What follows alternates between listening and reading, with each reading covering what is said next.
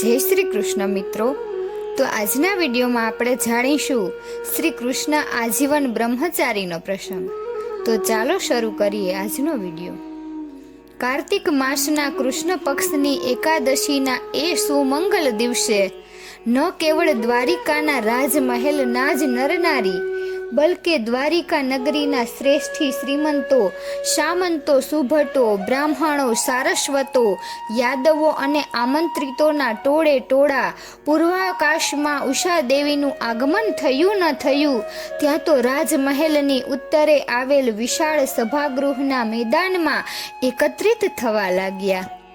સૌના મુખારવિંદ પર એક અનેરા ને અનુપમ મહોત્સવના સાક્ષી બનવાનું સદભાગ્ય સાંપડ્યાનો સાત્વિક હર્ષોલ્લાસ હતો અને સ્વયંસેવકો તથા શસ્ત્રધારી સૈનિકો દ્વારા પ્રાપ્ત થતી સૂચનાનુસાર સૌ પોતપોતાને માટે નિયત થયેલી જગ્યા પર ગોઠવાઈ રહ્યા હતા।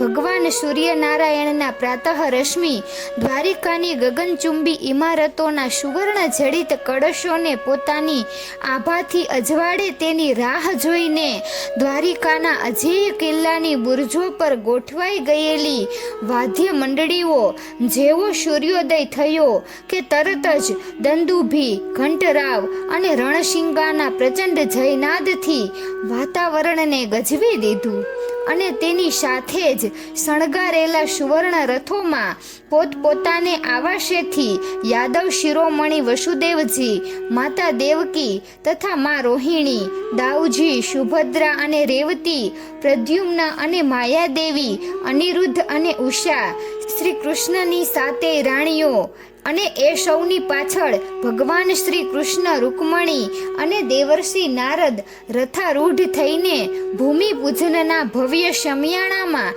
એક પછી એક આવવા લાગ્યા। ઉપસ્થિત વિશાળ જનમેદનીએ એ સૌના નામનો જય જયકાર કરીને એમનું અંતરના ઉમળકાથી સ્વાગત કર્યું। કુલગુરુ અને રાજપુરોહિતે સેવકગણ પાસે ભૂમિ પૂજનાર્થે શાસ્ત્રોક્ત પૂજા વિધિ કરાવવા માટેની તમામ પૂર્વ તૈયારી અગાઉથી કરાવી રાખી હતી।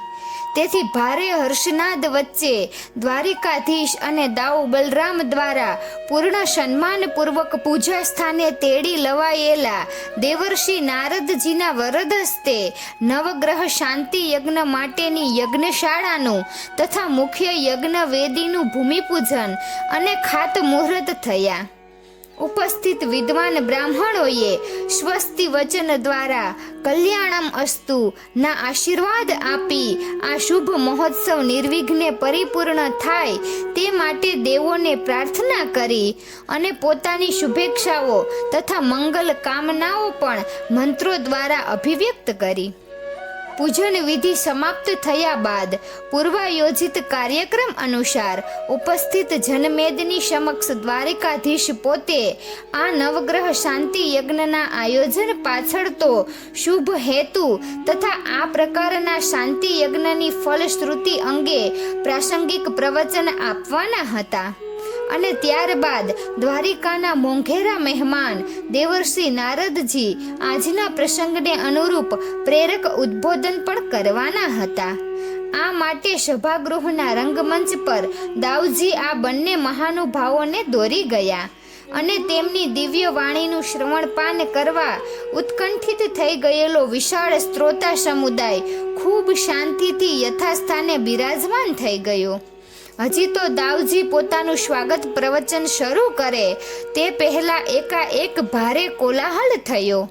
સભાગૃહના પ્રવેશ દ્વારે ઓચિંતા આવી ગયેલા અને મંદ મંદ ગતિએ રંગમંચ તરફ આગળ વધી રહેલા એક કૃશકાય અત્યંત વૃદ્ધ વિશાળ ભૂખરી જટાયુક્ત માત્ર કૌપિનધારી કોઈ મહાન તપસ્વીને સૌ ફાટી આંખે સાનંદાશ્ચર્ય જોઈ રહ્યા।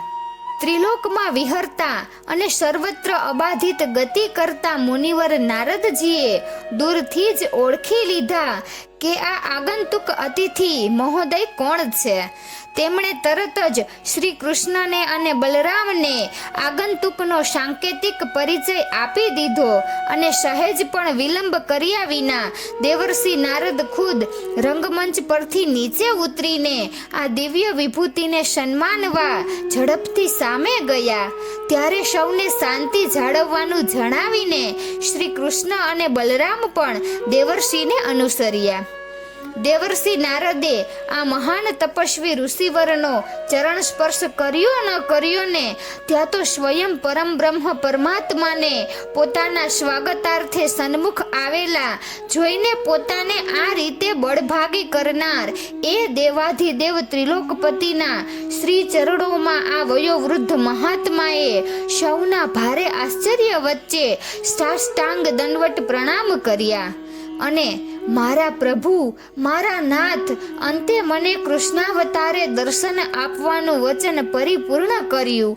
મારા સ્વામી, હું ધન્ય થઈ ગયો ત્રિભુવનપતિ. એમ બોલતા બોલતા એ ઋષિવર પ્રભુનો ચરણ સ્પર્શ કરે એ પહેલા તો શ્યામ સુંદરે એમને ખૂબ આદર અને સ્નેહથી ઊભા કરી ગળે લગાવ્યા.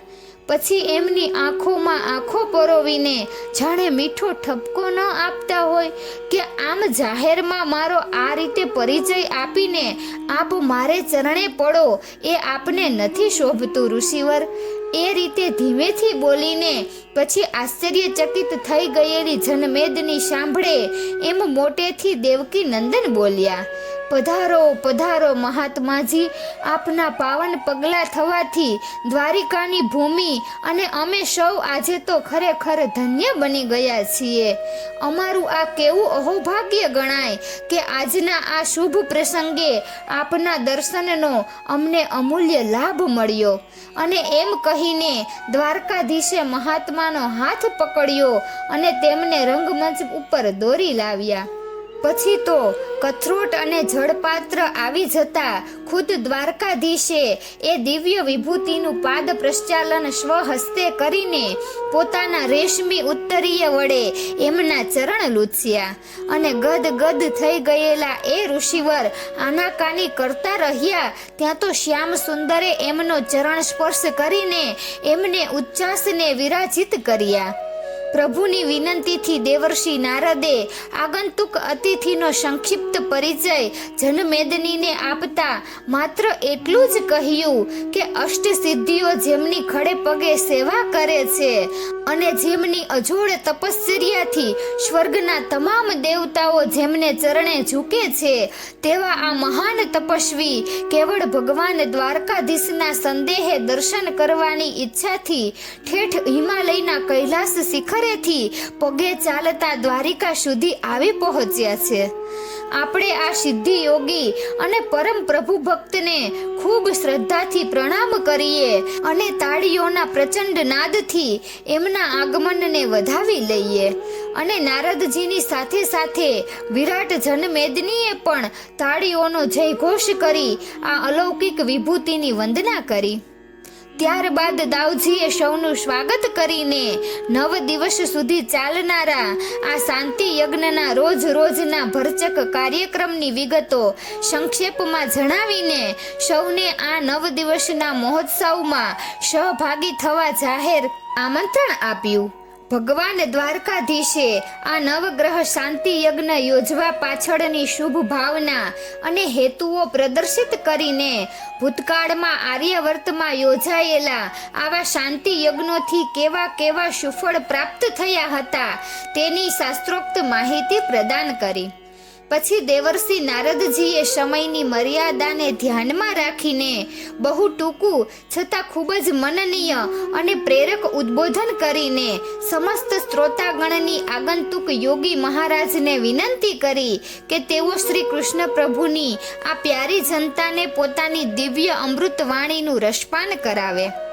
અને આ અદ્ભુત વિભૂતિની સુદીર્ઘ વય જોઈને તો કોઈ માની પણ ન શકે એટલી ત્વરિત સ્ફૂર્તિથી તેઓ ઊભા થયા અને દ્વારકાધીશને તથા દેવર્ષિ નારદજીને કરવંદના કરીને પોતાના ઘેરાને ઘૂંટાયેલા પડછંદ અવાજમાં તેમણે કહેવા માંડ્યું કે તમારી વચ્ચે વર્ષોથી માનવ દેહે વિચરતા ને વિહરતા તમારા આ તારણહારને તમે કઈ રીતે ઓળખો છો તે તો હું નથી જાણતો, પરંતુ હું પોતે એટલું અવશ્ય જાણું છું કે દ્વારકાધીશ શ્રી કૃષ્ણ રૂપે અત્યારે આપણી સન્મુખ બિરાજેલા આ દિવ્ય પુરુષ વાસ્તવમાં કોણ છે, શું છે અને શું નથી.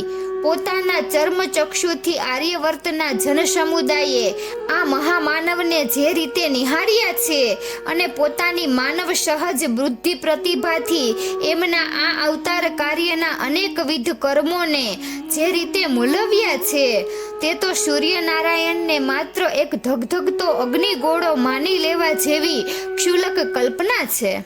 હકીકતમાં અમે યોગી લોકોએ અમારા દિવ્ય ચક્ષુથી દ્વાપર યુગના કૃષ્ણાવતારનું જે મૂલ્ય આંક્યું છે તે તમને શબ્દોથી સમજાવવું મારે માટે અત્યંત અઘરું છે, કેમ કે તમે બધા એમના સમકાલીન છો. તમે નરી આંખે આ નરોત્તમને કેટલાક એવા માનવ સ્વભાવવશ કાર્યો કરતા નિહાળ્યા છે કે તમે કદાચ માની પણ નહીં શકો કે આ અવતારધારી યુગ પુરુષે તમારા કલ્યાણ માટે, આર્યાવર્તની ભાવિ પેઢીના નિર્માણ માટે, આર્ય સંસ્કૃતિના સંરક્ષણ માટે, હિન્દુ ધર્મની સંસ્થાપના માટે, આતતાયી અને આતંકવાદી દુષ્ટોના વિનાશ માટે તથા સાધુ સંતોની હિત રક્ષા કાજે કેવા કેવા સકવર્તી કાર્યો કર્યા છે. આજે ભલે તમારામાંથી કેટલાક એમને પોતાના જેવા વીર યાદવ, મહત્વકાંક્ષી રાજપુરુષ કે વ્યવહાર કુશળ રાજનીતિજ્ઞ સમજતા હોય, પરંતુ આગામી કલિયુગની માનવ પ્રજા જ્યારે આ આર્ષદ્રષ્ટા યુગ પુરુષના ચતુર્વિઘ્ન સુત્કાર્યોના દુર્ગામી પરિણામોને લાભ મેળવશે ત્યારે હું નિર્વિવાદ આગાહી કરું છું કે શ્રી કૃષ્ણની એક ભગવાન તરીકે આ ભૂખંડમાં જ નહીં, નવખંડ ધરતીની સમસ્ત માનવ જાતમાં પૂજા થશે. તાળીઓના પ્રચંડ જયનાદ અને હર્ષનાદથી જનમેદનીએ યોગી મહારાજની દિવ્ય વાણીનો પ્રતિઘોષ આપ્યો અને રંગમંચ પર નિરપેક્ષ ભાવે બિરાજમાન દ્વારકાધીશને અંતરના ઉમળકાથી ભક્તિ ભાવે પ્રણામ કર્યા. હિમાલયવાસી આ દિવ્ય યોગીએ પોતાનો અસ્ખલિત વાણી પ્રવાહ પુનઃ પ્રસારિત કર્યો. આજના આ સુમંગલ પ્રસંગને હું મારી શુભેચ્છાઓ પાઠવીને અને આ દિવ્ય અવતારધારી યુગ પુરુષને કોટી કોટી પ્રણામ કરીને અંતમાં આટલું જ કહેવા માંગુ છું કે શ્રી કૃષ્ણ માનવ દેહ રૂપે ઉપસ્થિત હોવા છતાં નિરાકાર છે. અનેક માનવોચિત સદગુણોથી સંપન્ન હોવા છતાં નિર્ગુણ છે. સાંસારિક મોહ માયાના મહાસાગરમાં ગળાડૂબ ડૂબેલા દેખાતા હોવા છતાં જળ કમળવત નિર્લપ અને નિર્મોહી છે. અનેક માંધતાઓના ગર્વાભિમાન ક્ષણાર્ધમાં ઉતારી નાખવા સમર્થ હોવા છતાં પોતે નિરહંકારી છે. સ્વર્ગાધિપતિ ઇન્દ્રને પણ ઈર્ષા આવે એવો પૂર્ણ રાજસી વૈભવ ભોગવતા હોવા છતાં નિરાડંબરી અને નિરાભિમાની છે. રાગ દ્વેષ અને માયા મમતાથી ભરપૂર આ સંસારમાં માનવીય જીવન વ્યવહાર નિભાવતા હોવા છતાં પોતે નિષ્કામ, નિર્વિકલ્પ અને નિર્વિકાર છે. સાક્ષાત સરસ્વતી દેવી પણ જેમના ગુણગાન અને યશોગાન ગાતા થાકી જાય એવા આ માનવેન્દ્ર અને યાદવેન્દ્ર માટે વધારે કંઈ પણ કહેવા હું તો અસમર્થ જ છું. છતાં તમને સમજાય અને વિશ્વાસ બેસે એવી સાદી સરળ ભાષામાં મારે કહેવું હોય તો હું આટલું જ કહું છું કે ભલે એમણે માનવ દેહે પ્રત્યક્ષ કોઈ યોગ સાધના યા તપશ્ચર્યા ન કરી હોય, છતાં તેઓ આ સંસારના સર્વશ્રેષ્ઠ તપસ્વી છે અને યોગીના પણ યોગી એવા યોગેશ્વર શ્રી કૃષ્ણ છે. શ્રી કૃષ્ણાવતારમાં આજીવન એમણે અનેક અદ્ભુત લીલા માયાનો આચરી હોવા છતાં એ બધું જ કેવળ સાક્ષી ભાવે કર્યું હોવાથી કર્મના કોઈ બંધન આ સમર્થ કર્મયોગીને કોઈ કાળે સ્પર્શી શકે એમ છે જ નહીં. અને છેલ્લે આટલું જ કહીને હું વિરમું છું કે કૃષ્ણ નામની આવી કોઈ મહાન માનવ વિભૂતિ દ્વાપર યુગમાં સદેહે આ ધરતી પર વિચરતી હતી એવું કદાચ ભાવિ પેઢી માનવા પણ તૈયાર ન થાય એટલી હદે સમસ્ત આર્યાવર્તને ઘેલું બનાવનાર આ ગૃહસ્થાશ્રમની ઘનશ્યામે તમારી નજર આગળ અનેક લગ્નો કર્યા હોવા છતાં મારા તપોબળની સાક્ષીએ હું કહું છું કે આ અવિનાશી અચ્યુત આજીવન બ્રહ્મચારી છે. અને પુનઃ એકવાર શ્યામ સુંદરને પ્રણામ કરીને યોગીજી મહારાજે જ્યાં આસન ગ્રહણ કર્યું કે તરત જ એમના વાણી પ્રભાવથી સંમોહિત થઈ ગયેલી સમસ્ત મેદનીએ ક્યાંક સુધી તાળીઓના ગડગડાટ વચ્ચે એમને સન્માનિત કર્યા અને શ્રી કૃષ્ણને અહોભાવથી નિરખ્યા કર્યા.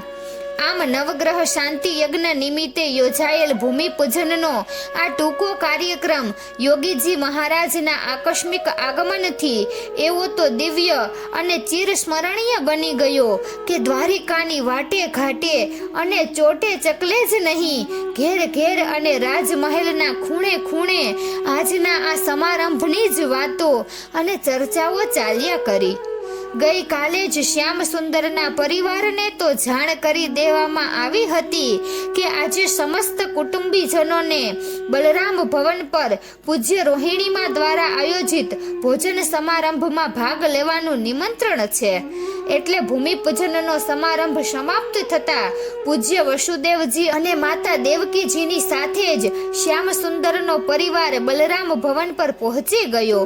શ્રી કૃષ્ણ સ્વયં યોગીજી મહારાજને પોતાના રથમાં બેસાડીને ગોમતી ઘાટે આવેલ વિશ્વંભરના દેવસ્થાને લઈ ગયા અને ત્યાં ઉચ્ચ કોટીના સાધુ સંતોના નિવાસ માટે બંધાવેલી ખાસ પ્રકારની સુવિધાપૂર્ણ વિશ્રામ શાળામાં યોગીજીના ઉતારાની બધી જ વ્યવસ્થા પોતાની જાત દેખરેખ નીચે તેમણે કરાવી દીધી.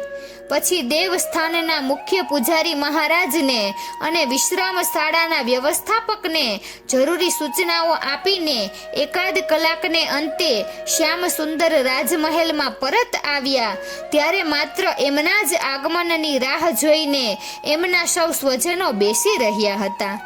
આજે ભોજન બાદ પુરુષ વર્ગમાંથી તો કોઈને નિરાતે બેસવાની ફુરસદ ન હતી.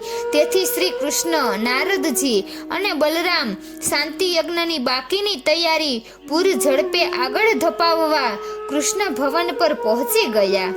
પૂજ્ય વસુદેવજી અને દેવકીમાં પણ પોતાના આવાસે વિશ્રામ કરવા ચાલ્યા ગયા. અન્ય સૌ પણ પોતપોતાને સોંપાયેલ જવાબદારી પરિપૂર્ણ કરવા કામે વળગ્યા અને છેલ્લે રોહિણીમા પાસે એમના કક્ષમાં રહી ગયા માત્ર 9 જણ. શ્યામ સુંદરની 8 રાણીઓ અને શ્રી કૃષ્ણ ભગીની સુભદ્રાજી. રોહિણીમા ક્યારનાએ જોઈ રહ્યા હતા કે 2 દિવસથી અત્યંત હર્ષ ઘેલી અને ઉત્સવ ઘેલી થઈને દોડાદોડ કરતી સુભદ્રા સભાગૃહેથી પર આવ્યા બાદ સાવ શૂનમૂન થઈ ગઈ છે. એને કંઈ ઓછું આવ્યું હશે, ખોટું લાગ્યું હશે, પુત્ર અભિમન્યુની યાદ આવી ગઈ હશે, યા ધનુર્ધાર અર્જુન હજી કેમ ન આવ્યા એની ચિંતામાં પડી ગઈ હશે. ગમે તે હોય, પરંતુ સુભદ્રાનું મોં પડી ગયું છે અને એના ચહેરા પરનું નૂર ઝંખવાઈ ગયું છે એમાં તો કોઈ શંકા નથી. માં ચિંતિત થઈ ગયા. તેથી અન્ય સૌ વિદાય થયા કે તરત જ માનો જીવ ઝાલ્યો ન રહ્યો હોય અને તેમણે રાણીઓની ઉપસ્થિતિમાં જ સુભદ્રાનો હાથ પકડીને સીધે સીધું પૂછી નાખ્યું, બેટી સુભદ્રે, શું થયું તને? તું કેમ આજે ઉદાસ થઈ ગઈ છે? જે હોય તે કહી દે. માતેશ્વરીના શૂરમાં પટરાણીએ પણ પોતાનો શૂર પરોવ્યો એટલે ન છૂટકે એક અછડતી નજર ભાભી લક્ષ્મણા અને સત્યા પર ફેંકીને રૂંધાયેલ કંઠે સુભદ્રાજી બોલ્યા, કંઈ નહીં બા, મને બીજું તો કંઈ થયું નથી, કેવળ દુઃખ એક જ વાતનું થયું કે આખું આર્યાવર્ત જેમનું ઋણી છે અને જેમના ગુણગાન ગાતા સંસારી સાધુ ભક્તો જ નહીં, આવા વૈરાગી યોગી બાબા પણ થાકતા નથી. એવા મારા વડીલ બંધુ કૃષ્ણ ભૈયાને રાત દિવસ એમની જોડે રહેનારા એમના અંગત સ્વજનો જ જો સાચા સ્વરૂપે ન ઓળખી શક્યા હોય તો પછી બીજાઓ પાસેથી તો આપણે શી અપેક્ષા રાખી શકીએ? સુભદ્રાની આ માર્મિક વાણી રોહિણી માને સમજાઈ નહીં. પટરાણીને કંઈક અણસાર આવી ગયો. સત્યભામાની વક્ર દ્રષ્ટિ સત્યા અને લક્ષ્મણા સામે વારાફરતી ફરી વળી.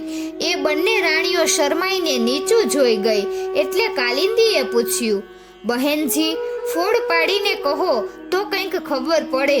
સ્વામીનાથની દિવ્ય શક્તિ અને એમની અલૌકિક ગતિમતીના અમને સૌને તો એટલા બધા પરચા અને પ્રમાણ પ્રાપ્ત થયા હતા કે કોઈને કહીએ તો માને પણ નહીં. તેથી આપના મનમાં આવી શંકા કેમ ઉપસ્થિત થઈ એ જ સમજાતું નથી. સ્પષ્ટ કહી દો જે હોય તે, અમને કોઈને જરાય ખોટું નહીં લાગે. હળવેથી સુભદ્રાજી બોલ્યા, ભાભી, પૂજ્ય યોગી બાબાએ પોતાના પ્રવચનને અંતે જ્યારે એમ કહ્યું કે શ્રી કૃષ્ણ આજીવન બ્રહ્મચારી છે, ત્યારે સત્યા ભાભીએ અને લક્ષ્મણા ભાભીએ એકબીજાની સામું જોઈને એવું મોં મચકોડ્યું કે જાણે આ વાત જરાય સાચી ન હોય. મેં નજરો નજર આ દ્રશ્ય જોયું એટલે મને બહુ ખોટું લાગી ગયું. પૂછો એમને જો હું ખોટું કહેતી હોઉં તો. રોહિણી માએ અને અન્ય સૌ રાણીઓએ એ બંને તરફ નજર ફેરવી ત્યારે વાઢિયા હોય તો લોહી ન નીકળે એવી કફોટી હાલતમાં બંને મુકાઈ ગયા. છતાં બંને સત્ય વક્તા અને હિંમતવાન તો હતા જ. આખરે તો શ્યામ સુંદરની અર્ધાંગનાઓ હતી ને, તેથી હતી એટલી હિંમત એકઠી કરીને લક્ષ્મણા બોલી, પૂજ્ય માતૃશ્રી, અમારો આ સાહજિક રીતે થઈ ગયેલો અક્ષમ્ય અપરાધ અમે કબૂલ કરીએ છીએ. માટે સૌ અને બહેનજી આપ પણ અમને માફ કરી દો.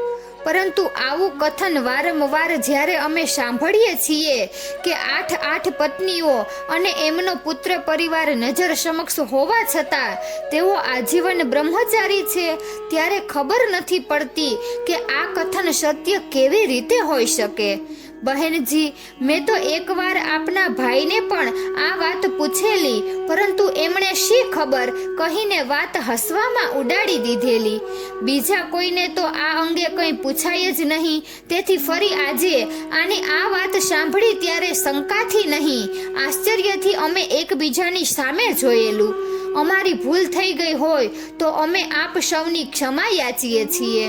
લક્ષ્મણાના નિખાલસ એકરારે અને વિનમ્ર વ્યવહારે સૌના હૃદય જીતી લીધા. ઘડી પહેલા ગમગીન થયેલું વાતાવરણ પુનઃ પ્રફુલ્લિત બની ગયું. માતેશ્વરીએ બંને પુત્રવધુઓને પાસે બોલાવી પ્રેમથી તેમના માથે હાથ મૂક્યો. સુભદ્રાએ પણ સસ્મિત એમની સામે સન્માનથી જોયું. અત્યાર સુધી ચૂપચાપ બેસી રહેલી મિત્ર વંદનાએ હવે મોં ખોલ્યું. મોટી બહેન, અવિનય થાય તો માફ કરજો, પણ આ વિધાનમાં ભારોભાર સત્ય રહેલું છે. એની પ્રતીતિ કોઈએ તો કરાવી જ પડશે ને. એક બાજુ દાંપત્ય અને બીજી બાજુ બ્રહ્મચર્ય, આ બંને વિરોધાભાસી બાબતોનો ઘટસ્ફોટ શું કોઈ ન કરે? સદા મિત ભાષી છતાં બોલે ત્યારે મિષ્ટભાષી લાગતી મિત્રવંદનાની આ દલીલ સુભદ્રાજીના હૃદય સોસરવી ઉતરી ગઈ. એમને એકાએક પેલા અદ્ભુત પ્રસંગનું સ્મરણ થઈ આવ્યું અને એમનાથી બોલાઈ જવાયું. આ બાબત ઘટસ્ફોટ હું પોતે કરવા તૈયાર છું, કેમ કે હું એક એવા પ્રસંગની નજરો નજર સાક્ષી છું કે જે પ્રસંગનું વર્ણન પોતાના સારથી સંજયના મુખેથી સાંભળીને અમારા જ્યેષ્ઠ તાતશ્રી હસ્તિનાપુર નરેશ મહારાજ ધૃતરાષ્ટ્રએ પણ સંશયથી પ્રશ્ન કરેલ. વ્રજની ગોપીઓ સંગે રાધા સંગે સર્વ ક્રિયા કરી, વળી 16,108 રાણીઓ, અને તોય શ્રી કૃષ્ણ બ્રહ્મચારી. અમારા જ્યેષ્ઠ ત્રાતશ્રીની આ શંકા એ કેવળ એમની એકલાની જ શંકા નથી. આખા જગતની શંકા પણ હોઈ શકે. અને તેથી મને લાગે છે કે મારે આપ સૌની આગળ હવે એ રહસ્યમય ઘટના કહેવી જ પડશે જે કોઈને પણ ન કહેવાની મેં મનમાં ગાંઠ વાળી હતી. સુભદ્રાજીની આટલી ભૂમિકાએ તો ન કેવળ પ્રભુની રાણીઓને બલકે માતેશ્વરી રોહિણી દેવીને પણ એટલા ઉત્કંઠિત કરી દીધા કે હવે એ રહસ્યમય ઘટના સાંભળવામાં એક ક્ષણનો પણ વિલંબ કોઈ સહી ન શક્યા. સૌના મુખારવિંદ પર તીવ્ર જિજ્ઞાસા ડોકાઈ રહી છે. એ કડી ગયેલા સુભદ્રાજીએ હવે વાતમાં વધારે મોણ નાખ્યા વિના સીધે સીધું કહેવા જ માંડ્યું. ભાભીશ્રી, પૂજ્ય બા અને અમે સૌ સ્વજનો જ નહીં પરંતુ સમસ્ત આર્યાવર્ત જાણે છે કે ભૈયા શ્રી કૃષ્ણ આપ આઠેય રાણીઓના સ્વામી છે. આપ સૌ આપની સ્વેચ્છાએ આપની મનોકામના પૂર્ણ કરવા શ્રી કૃષ્ણ સાથે લગ્ન ગ્રંથિથી જોડાયા છો અને ભૈયાએ આપદ ધર્મ રૂપે કે પછી આ આર્યાવર્તના પ્રારંભે આપેલ વચનાનુસાર આપ આઠેયનો પત્ની રૂપે સ્વીકાર કર્યો છે. આ તો એક જગ જાહેર હકીકત છે. જ્યારે એક બીજી હકીકતના પ્રત્યક્ષ સાક્ષી છે મારા વંદનીય ભાભી શ્રી સત્યભામા. સાક્ષાત ભૂદેવીના અવતાર રૂપ એમણે પોતાના જ પુત્ર નરકાસુરિયાને ભૌમાસુરને જ્યારે જાનથી મારી નાખવાનું ભૈયા શ્રી કૃષ્ણને કહ્યું ત્યારે એમની સાથે પૂર્વે વચનબદ્ધ થયેલ મારા મોટા ભાઈએ તમે જ્યારે કહેશો કે આને મારો ત્યારે જ હું એને મારીશ એ વરદાન મુજબ ભૌમાસુરને સુદર્શન ચક્રથી છેદી નાખ્યો અને પછી એણે કેદમાં પૂરેલી 16,100 કુંવારી તથા ગંગા સમાન પવિત્ર રાજકુમારીઓને કેદ મુક્ત કરી. પરંતુ હવે આ 16,100 રાજકુંવરીઓનું કરવું શું? એ એક એવો પ્રાણ પ્રશ્ન થઈ પડ્યો કે ખુદ દ્વારકાધીશ ભગવાન શ્રી કૃષ્ણ પ્રભુ પણ ભારે ધર્મ સંકટમાં મુકાઈ ગયા. પછી શું બન્યું તે હું નાના મોયે કહું એના કરતા એ પ્રસંગના નજરો નજર સાક્ષી ભાભી શ્રી સત્યભામા પોતે જ જો કહે તો એ વધુ વિશ્વસનીય ગણાશે. એટલું જ નહીં, અમારા જ્યેષ્ઠ તાતશ્રી મહારાજ ધૃતરાષ્ટ્રે જે શંકાજન્ય પ્રશ્ન કરેલો કે 16,108 રાણીઓ તોય શ્રી કૃષ્ણ બ્રહ્મચારી, એટલા પ્રશ્ન ભાગનો ખુલાસો તો આપોઆપ થઈ જશે. આપ જ કહો ભાભીશ્રી, પછી શું બન્યું હતું તે? સુભદ્રાજીએ સત્યભામાને વિનંતી કરી.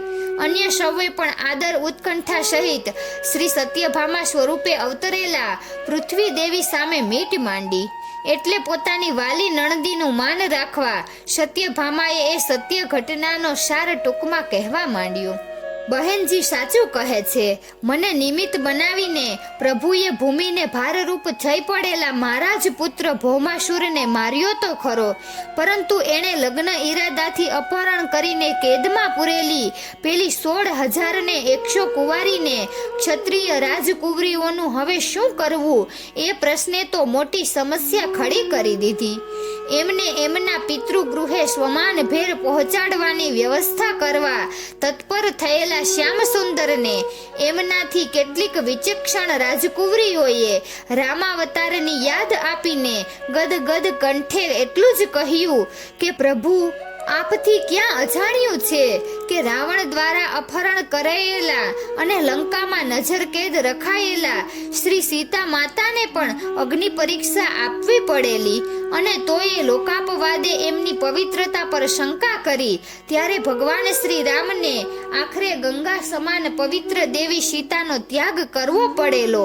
તો પછી હે નાથ, અમે તો ભૌમાસુરની કેદમાં વર્ષો સુધી રહ્યા હોવાથી અમારી પવિત્રતા અંગે લોકો શંકા કર્યા વિના રહેશે ખરા?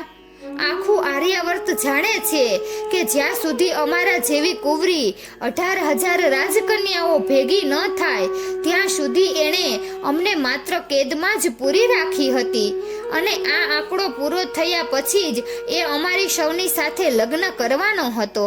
છતાં એણે બદ ઈરાદાથી અમારું અપહરણ કર્યું હોવાથી હવે અમે ક્યાં મોયે પિતૃગૃહે પાછા જઈએ? આપ એ નરાધમનો વધ કરી અમને મુક્તિ અપાવી એ બદલ અમે આપના ઋણી છીએ અને આપને અમારા મુક્તિદાતા ગણીને આપના શ્રી ચરણોમાં કોટી કોટી નમસ્કાર કરીએ છીએ. પરંતુ પ્રભુ, આપ અમને એટલું કહો કે આટલા વર્ષો બાદ હવે અમે અમારા પિતૃગૃહે પાછા જઈએ તો અમે કુંવારી અને નિષ્કલંકિત કન્યાઓ છીએ એ રીતે સમાજ અમને સ્વીકારશે ખરો? અમને પવિત્ર અને અપરિણિત સમજીને અમારી સાથે લગ્ન કરવા આર્યાવર્તના રાજકુમારો તૈયાર થશે ખરા? રાજકન્યાઓની આ તર્કબદ્ધ દલીલોથી પ્રભુ દ્વારકાધીશ ઊંડા વિચારમાં પડી ગયા. આ પ્રશ્નોનો જવાબ આપવો એ તાત્કાલિક તો મને કે એમને કોઈને સૂઝ્યું નહીં. અમને નિરુત્તર ઉભેલા જોઈને એક અત્યંત રૂપાળી રાજકન્યા આગળ આવીને પ્રભુનો ચરણ સ્પર્શ કરીને બોલી, હે કૃપાના સાગર, આટલી કૃપા કરી છે તો હવે થોડી કૃપા વધારે કરો. પિતૃગૃહે જઈને પછી અપમાનિત અને નિરસ્કૃત થઈને અમારે જીવનભર નરકની જ યાતના ભોગવવાની છે. ત્યારે આપ અમને સૌને સમૂહમાં અગ્નિ સ્નાન કરીને આપની કૃપાળુ ઉપસ્થિતિમાં જ પ્રાણ ત્યાગ કરવાની આજ્ઞા આપો તો અમે આપના ખૂબ ખૂબ આભારી થઈશું. હવે તો ચિતાના અગ્નિ સિવાય બીજું કોઈ અમારું આશ્રય સ્થાન ન હોવાથી અમને સમૂહમાં બળી મરવાની અનુકૂળતા આપ કરી આપો. અને આટલું કહેતા તો એ ધ્રુસકે ને ધ્રુસકે રડવા લાગી. આવી દ્વિધાજનક પરિસ્થિતિમાં તાત્કાલિક કોઈ રસ્તો ન સૂઝતા પ્રભુએ મને આજ્ઞા કરી કે હું એ સૌને આજની રાત શાંતિથી પસાર કરવાનું આશ્વાસન આપું અને આવતીકાલ સવારે જરૂર કોઈ સુખદ માર્ગ જડી આવશે એવી હૈયા ધારણ આપું. એટલું કહીને સ્વામી થોડે દૂર જઈને ઊભા રહ્યા. પ્રભુની આજ્ઞાનું પાલન કરીને હું પાછી આવી અને મુકામ પર ગયા પછી મેં અને સ્વામીએ આ સમસ્યા પર ખૂબ ઊંડું મંથન કર્યું. વાસુદેવ શ્રી કૃષ્ણનો મુખ્ય બળાપો એ હતો કે એકવાર કોઈના દ્વારા અપહરણ કરાયેલી નારી આ દેશમાં નથી રહેતી ઘરની કે નથી રહેતી ઘાટની. જનકનંદિની જાનકી જેવાનો પણ જ્યાં ભોગ લેવાયો ત્યાં આ બિચારી સામાન્ય રાજકન્યાઓનું તો કોણ બેલી થાય? આપને એમને અહીંથી મુક્ત કરીને સ્વમાન ભેર એમના પિતૃગૃહે મોકલી તો આપીએ, પરંતુ ત્યાંથી એમને અપવિત્ર અને કલંકિત ગણી જાકારો આપવામાં આવે અને પછી અત્યંત રૂપાળી આ સ્ત્રીઓ જો અવળે માર્ગે ફંટાઈ જાય તો સમાજમાં અનીતિને અનાચાર ફેલાતા વાર ન લાગે અને એના નિમિત્ત બનીએ આપણે બંને. વળી જો એમણે સૂચવેલા વિકલ્પ મુજબ એમને સમૂહમાં પ્રાણત્યાગ કરવાની છૂટ આપીએ તો આના જેવું ઘોર પાપ બીજું ક્યું ગણાય? ગૌ, બ્રાહ્મણ અને કુંવારિકા ત્રણેય પવિત્ર અને એ ત્રણેયની રક્ષા જો રાજા ન કરી શકે તો એને શાસન કરવાનો શો અધિકાર? આના કરતા તો ભૌમાસુરને ન માર્યો હોત તો સારું થાત. બીજું કંઈ નહીં તો આ હજારો સ્ત્રીઓને એક દાડો એની પત્ની હોવાનો અધિકાર અને માથે એના ધણીપણાનું છત્ર તો મળી જાત ને. સ્વામીની વ્યથા મારાથી જોઈ જતી ન હતી. ખૂબ વિચારને અંતે છેવટે વચલો રસ્તો મેં કાઢ્યો. મેં એમનો ચરણ સ્પર્શ કરીને કાકલુદી કરી કે હે સ્વામી, હવે તો એક જ રસ્તો છે. આ તમામ સ્ત્રીઓને કોઈ એક જ નરોત્તમનું શિરાછત્ર જો પ્રાપ્ત થાય અને કોઈ એક સર્વશક્તિમાન સમર્થ પતિની પત્નીઓ તરીકે એમનો જાહેરમાં સ્વીકાર થાય તો જ એ સમાજમાં આબરૂભેર રહી શકે, સ્વમાન ભેર જીવી શકે અને એમની આજીવિકાનો પ્રશ્ન પણ હલ થઈ જાય. અને પ્રભુ, આપના સિવાય આ આર્યવર્તમાં આવું સાહસ અને આવો મહાન ઉપકાર કરવા બીજું કોઈ સમર્થ નથી. માટે હે પ્રાણનાથ, આ નિરાધાર અને આપદગ્રસ્ત કુંવારિકાઓને આપ આપની છત્રછાયા હેઠળ જીવવાનો અને આપની પત્નીઓ તરીકે ઓળખાવાનો અધિકાર પ્રદાન કરો એવું હું આપને નમ્ર વિનંતી કરું છું.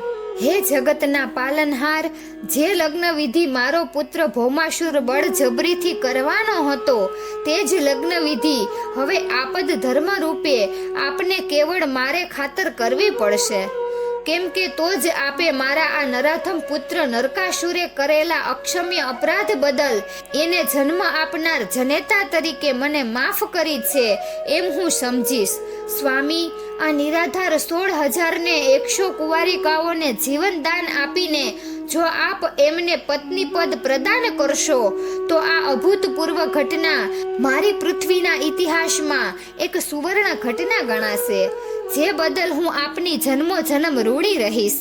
એમ કહીને મેં સ્વામીને મહા મહેનતે મનાવ્યા અને પછી બીજે દિવસે ભૌમાસુરના પ્રાગ જ્યોતિ સ્વરૂપ નગરની જનતા સમક્ષ દ્વારકાધીશે એ તમામ કન્યાઓને પોતાની પત્ની રૂપે સ્વીકારી લેવાની જાહેરાત કરી અને ભૌમાસુરના પુત્ર ભગવતને આજ્ઞા કરી કે આ બધી રાજકુમારીઓને વસ્ત્રાભૂષણ પ્રદાન કરી ખૂબ જ સન્માનપૂર્વક અત્રેથી પાલખીમાં દ્વારિકા ભણી વિદાય કરવાની એ વ્યવસ્થા કરે.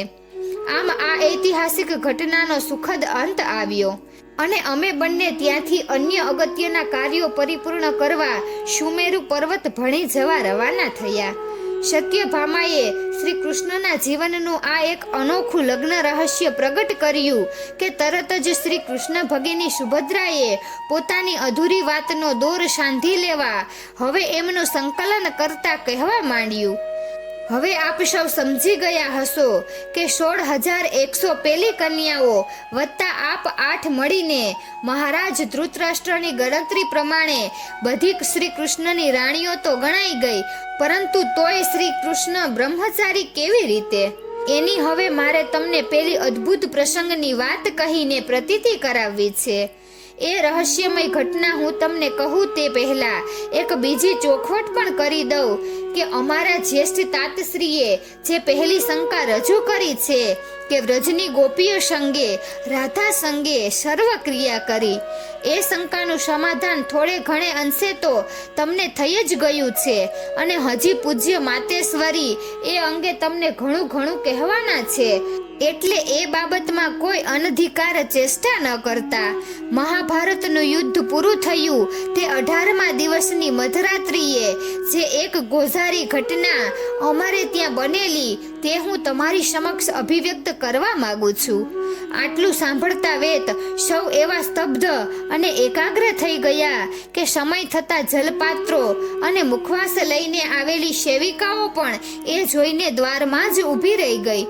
રોહિણી માએ આજ્ઞા આપતા તેઓ અંદર આવી અને જલપાન કરીને ત્યાં સ્વાદિષ્ટ મુખવાસ આરોગીને તેમને વિદાય આપ્યા પછી માતેશ્વરી અને શ્રી કૃષ્ણની અષ્ટરાણીઓ સુભદ્રાજીની વાણી સાંભળવા પુનઃ એકત્રિત થઈ ગયા.